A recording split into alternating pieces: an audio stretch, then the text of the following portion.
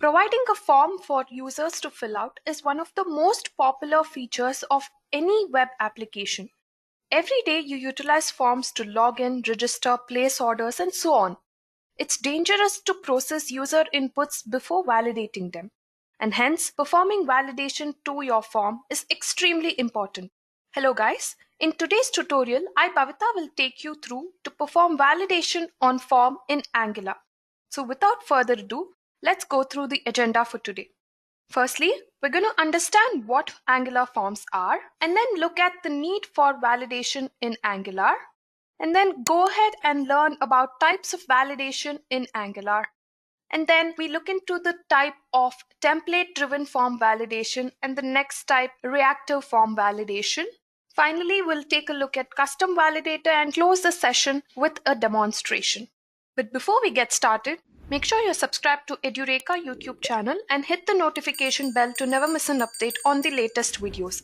Also, if you're interested in online training certification, do check out the link given in the description box below. Now, speaking of Angular forms, as a complete framework, Angular offers strong functionality for validating user inputs and showing validation notifications. Now, it comes with a number of commonly used built-in validators that you can use, or you can develop your own custom validators. A typical HTML form with a few extra features is called an Angular form. So in each form, there is something called as a form control, which basically is an object that is required for each field, for example, input, radio, select, etc. Now we'll get into this part in further of our session.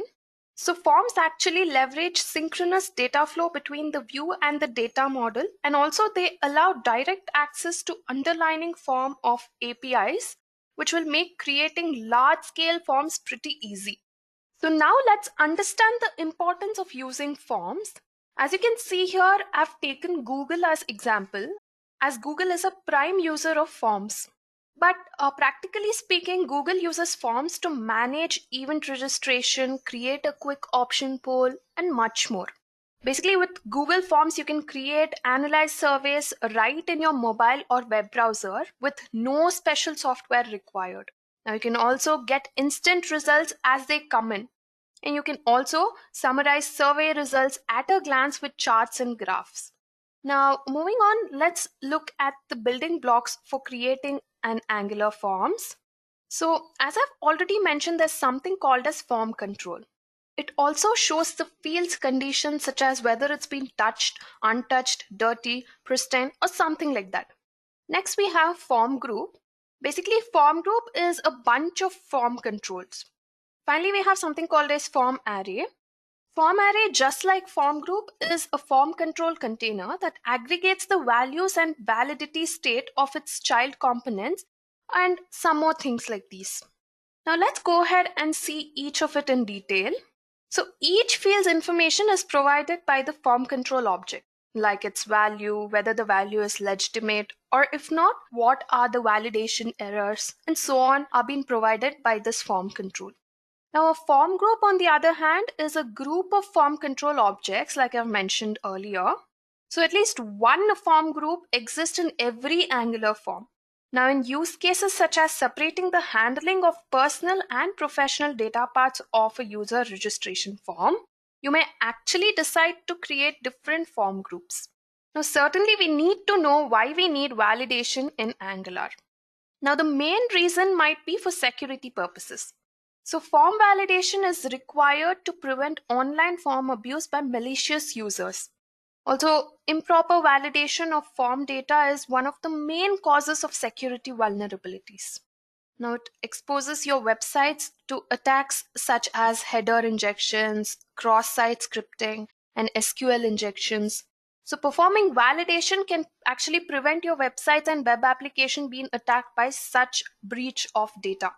Now, another main use of using validation is that applications basically use forms to enable users to log in, to update, or even enter sensitive information, and also to perform many other data tasks. So in this case, having validation to your form might come in really, really handy. With that, let's look at the types of validations that you can perform on your Angular forms. So basically, Angular provides two different approaches to handling user input through forms.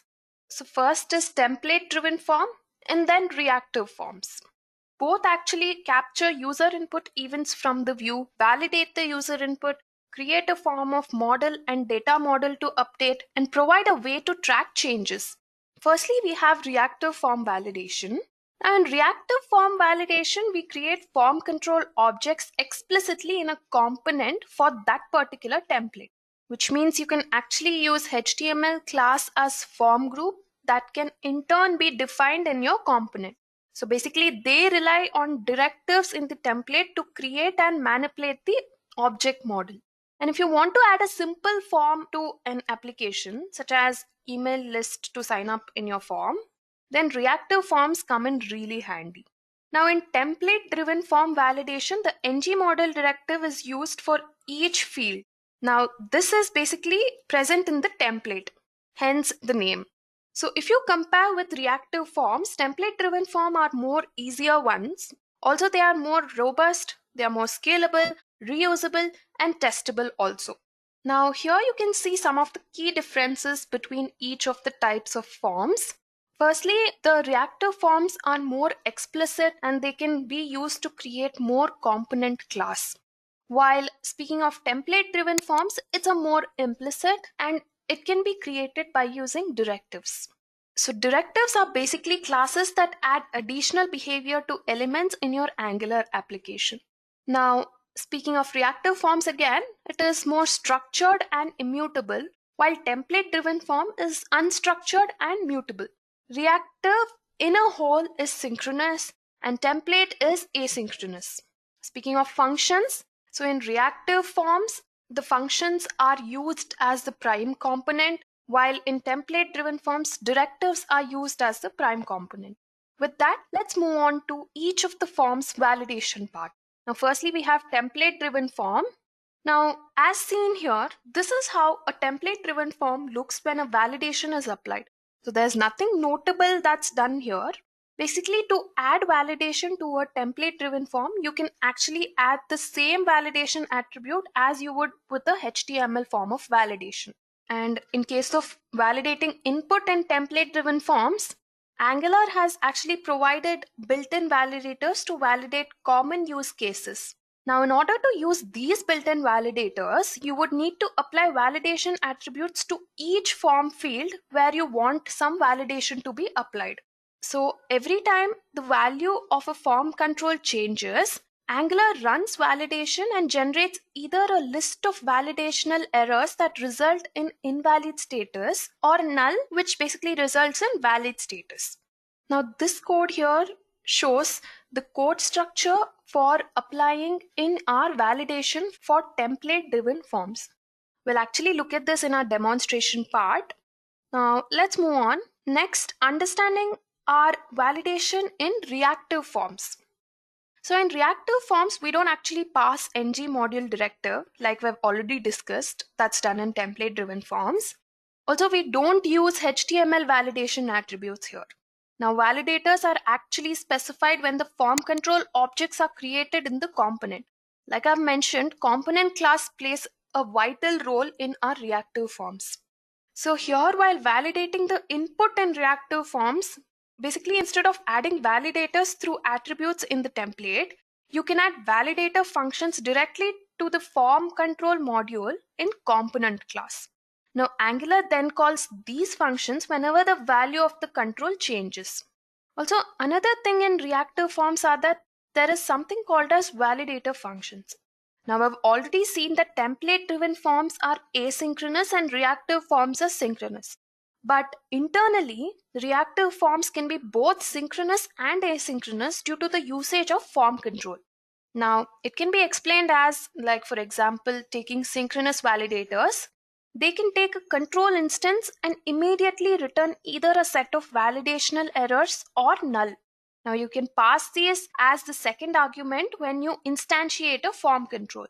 Now in case of asynchronous validators, these are that take control instance and return a promise or observable that emits set of validational errors or null. Now here you can actually pass these in third argument when you instantiate a form control. Now let's move on to the final part of today's session before we look into the demo. What is a custom validator? So a custom validator is very useful when multi-field validation has to be performed.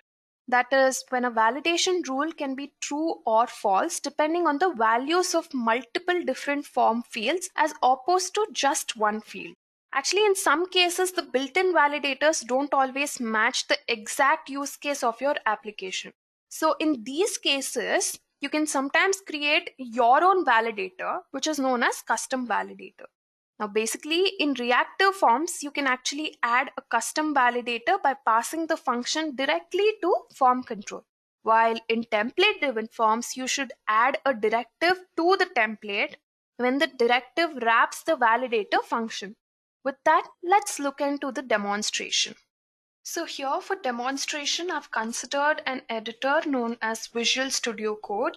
You may consider any editor as of you prefer.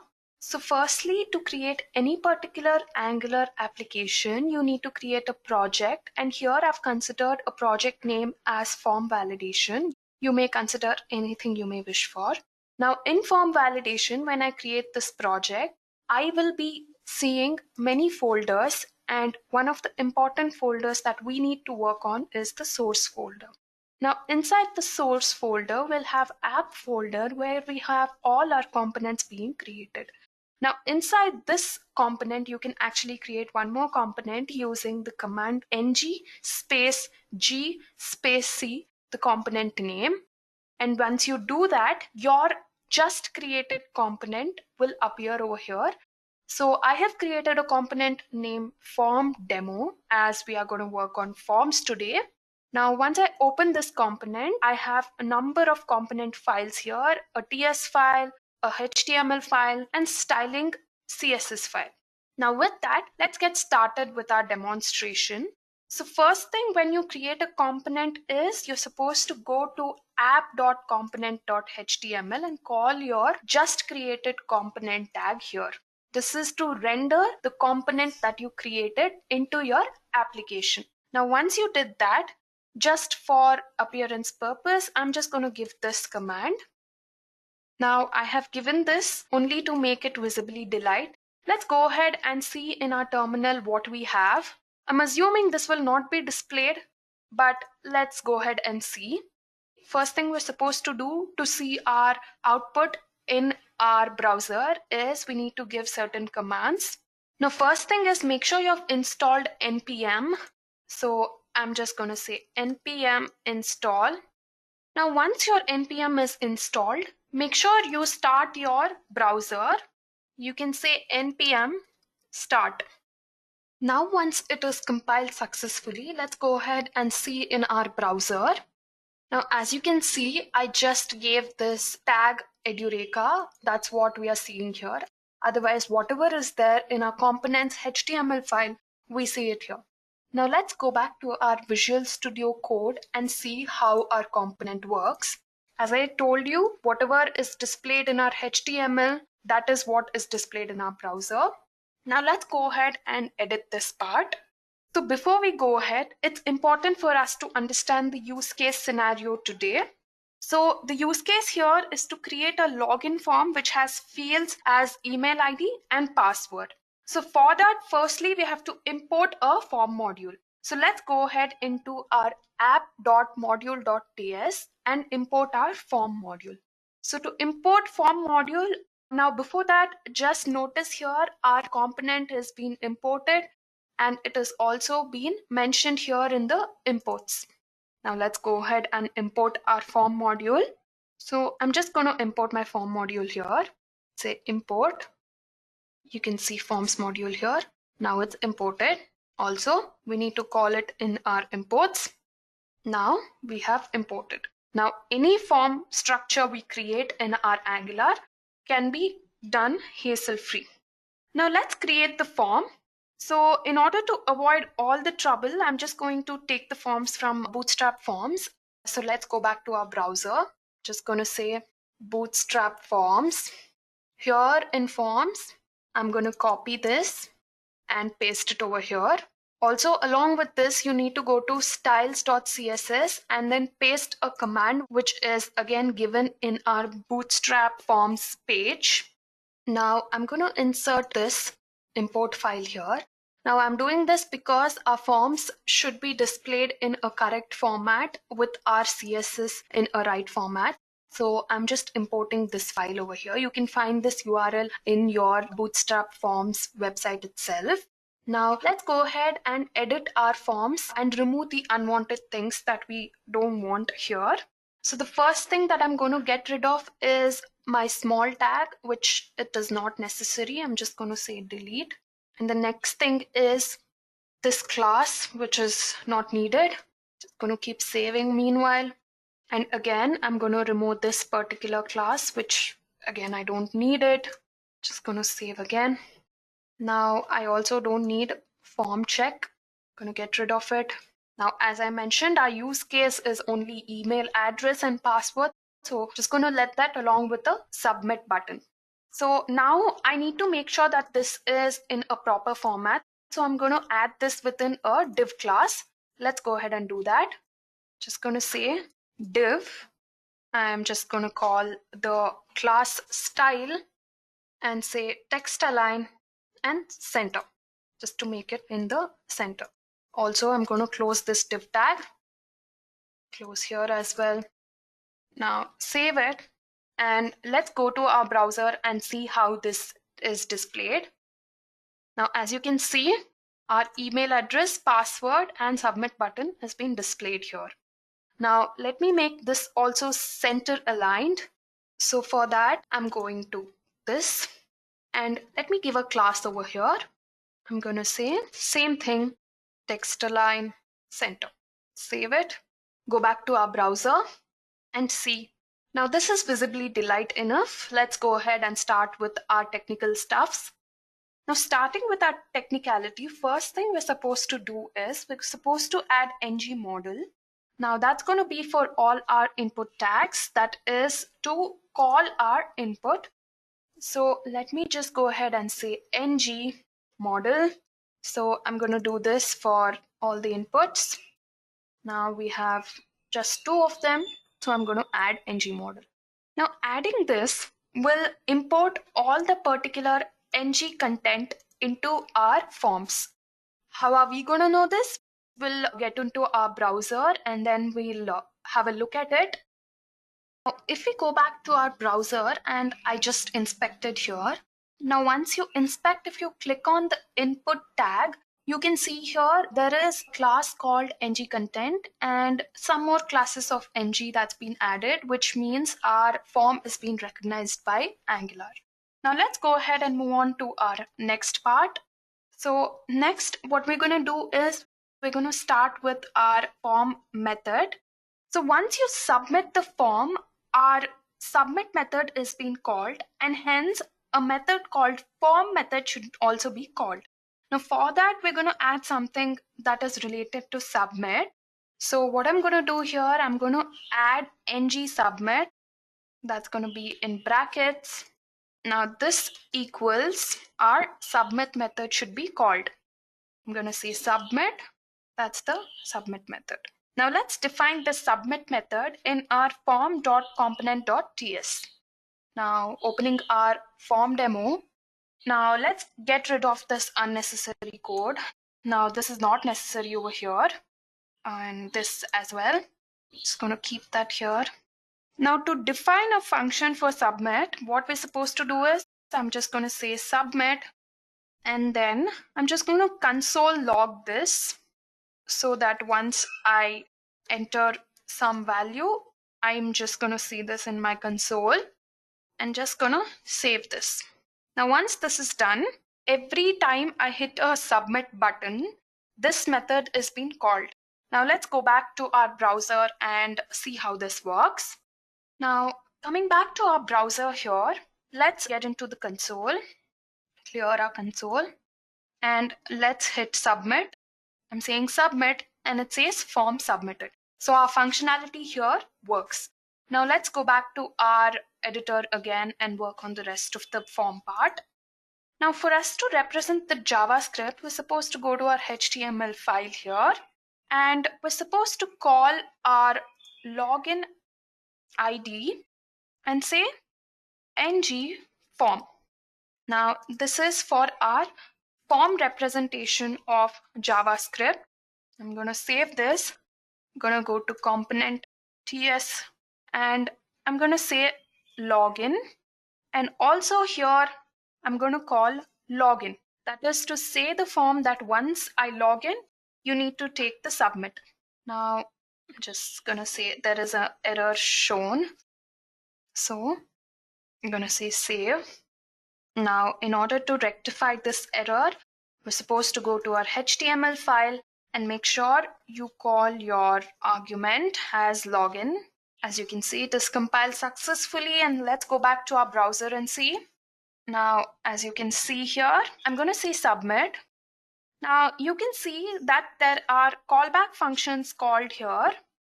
Now there is ng submit, controls, form, and here you can see controls. An object has been passed and it says status as valid. Now here you can see that invalid is saying false, untouched is saying true. Now I'm going to speak about this further in our session today. Now this is something that we have to keep in mind when we create validation for our forms. So we can make use of this feature to validate our forms over here. So let's go back to our editor and work on the further updates. So here in my editor, I'm going to add one more class for my input, saying required, as I want my email ID to be required. Just going to save this. Now, after I've done that, let's go back to my browser and check this required, how it works. Now, the first thing I'm supposed to be doing is I will be submitting it.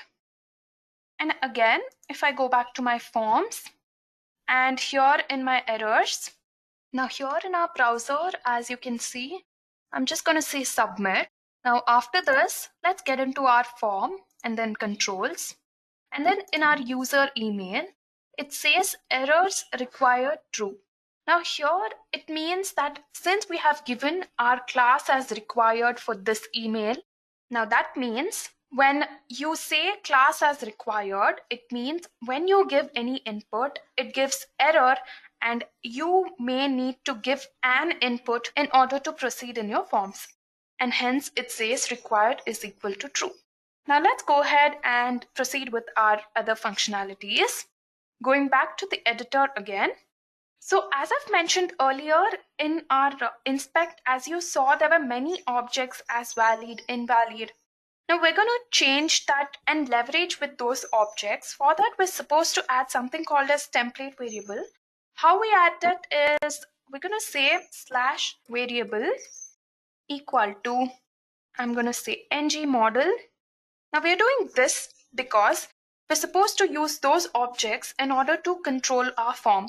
Now we need several operations to be occurring in our form. So for that, we need to work out with our objects present there, and we need to leverage with our template variable we created here in order to control our form. So we're going to add this to input, and let's go back to the browser and see how this works. Now before we go back to our browser, let's give our variable name as a name. And since we want it for our email, let's put this in email and not in our password, as password is a sensitive field. Now I'm going to save this. I'm going to go back to my browser. Now here in my browser, I'm going to say submit. When I say submit, I'm going to go into my ng forms. And here, as I've mentioned earlier, there is invalid. And here, let me see what is it now. Back then, as you noticed, it was false, and now invalid says true, which means adding this, we are going to use it in alerting the user about giving your input field. So this can be used as an object and we can alert our user.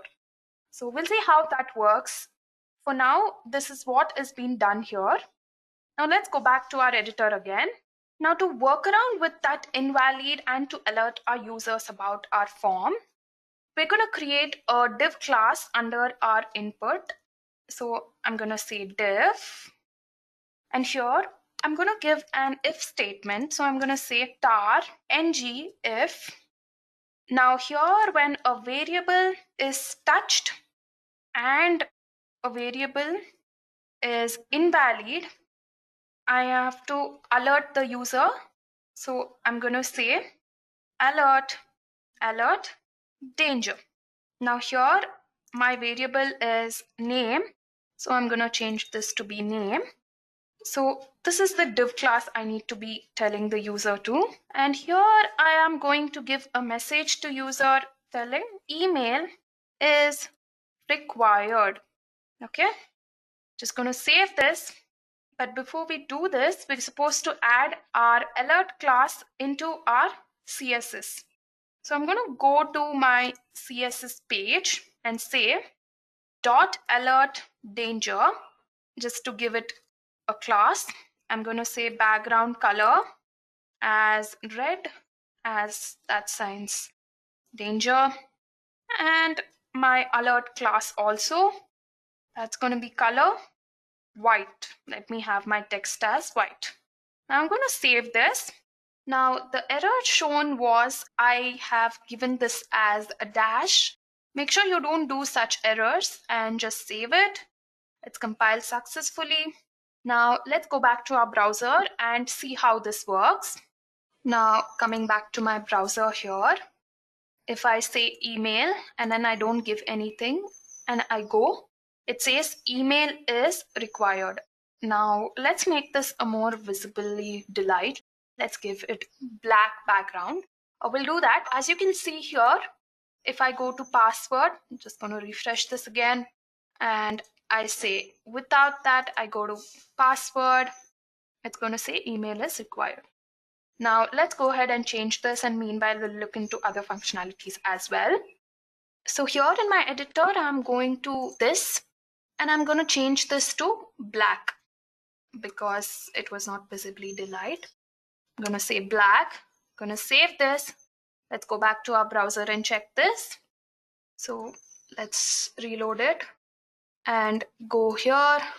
As you can see, it says email is required, and I have changed the color and hence this is changed. Let's again carry on with our next set of functionalities to finish our form validation as well. Now here in forms, you can actually use nested if as well, create our validation. So let's go ahead and do that. For that, I'm going to add one more div statement. I'm just going to say div. And let's say we have a class with minimum length for email address. Now I say there is minimum length and I give the length as 2. Just put this in bracket. Now I save this, and here I'm going to add another if statement. So my if statement is going to be ng if my variable name, which is name dot. Now I'm going to check for the errors. So I'm going to say errors, and if there are any errors, then my class, I'm going to say minimum length. So let's say this as email is invalid. Just a statement that I'm going to add here. I'm going to save this.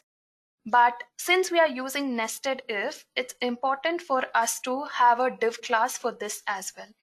Now, since we have included this to both these two statements, we need to put this into a nested if. So I'm going to add div over here and close this statement also in a div. That way, this can be enclosed in a bigger div. Let's give the indentation so that we'll have no confusion here. Just checking if all the divs are in place.